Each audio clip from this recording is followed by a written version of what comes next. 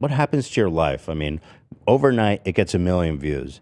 When you go back to school the next day, are people starting to realize, or does it take time before people fully understand around you what's happening? Yeah, the first day back at school was pretty intense. At recess, like every kid in the school just like came up and like I guess had questions or were like so equally confused. So at first it wasn't like super negative amongst your peers. They were mostly just curious what the heck was going on. Yeah, I think so. I think so. Yeah, I mean, I had definitely some experiences with some kids in middle school around the time it was like really happening that were pretty shitty, you know, Really? just kids like being stupid. Yeah. You know? Yeah. I mean, I started doing like pretty poorly in my classes, and which like my parents being in like medicine are obviously like insane about, you know, their expectations.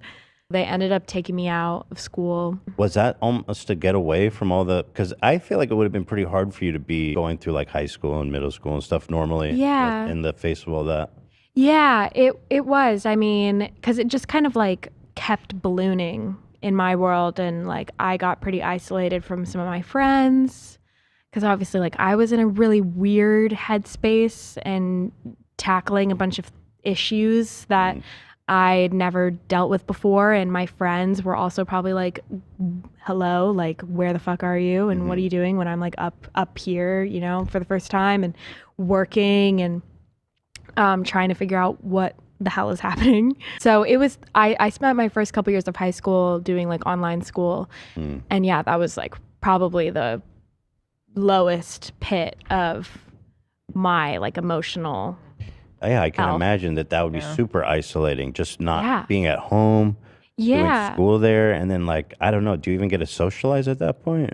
I found some friends through like Tumblr actually, which was how I kind of got connected to YouTube when I was like 16. I would just spend so much time online, and yeah, I kind of lost like a lot of my friends from before, lost a lot of connection with them and just kind of did my own thing. And like my parents were obviously working full time. My brother was in school, so I was alone for the majority of like being 14 and 15, other than, you know, coming up and doing like at that time I was with a manager that wanted me to go record new music and, you know, do all this other stupid shit, honestly. And yeah, it was really, really a pretty intense period.